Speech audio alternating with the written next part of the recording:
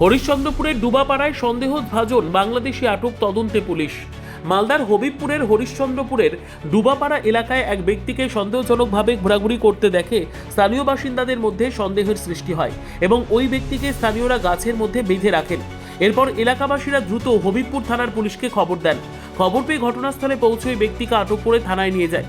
পরে তদন্তে জানা যায় ধৃত ব্যক্তির নাম মোহাম্মদ মৌমিন নূর হোসেন এবং তিনি বাংলাদেশের কোতোয়ালি থানা এলাকার বাসিন্দা। পুলিশ সূত্রে জানা গেছে প্রাথমিক জিজ্ঞাসাবাদের পর তাকে গ্রেপ্তার করা হয়। এরপর তাকে বুলবুলচন্ডী গ্রামীণ হাসপাতালে প্রাথমিক স্বাস্থ্য পরীক্ষা করিয়ে মালদা জেলা আদালতে পেশ করা হবে।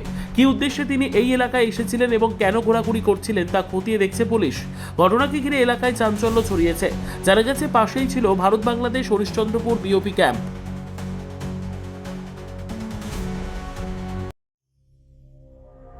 সংবাদটি নিবেদন করছেন স্বস্তিলোক উৎসব ভবন, গঙ্গারামপুর, দক্ষিণ দিনাজপুর। সর্বোত্তম সুযোগ সুবিধে রয়েছে আতিথেয়তায় সুপরিচিত স্বস্তিলোক উৎসব ভবন। অতিথিদের যে কোনো অনুষ্ঠানের জন্য উপযুক্ত ওয়ান স্টপ ডেস্টিনেশন।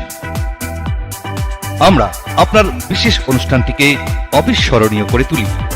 স্বস্তিলোক উৎসব ভবন, শিববাড়ি রোড, গঙ্গারামপুর, দক্ষিণ দিনাজপুর।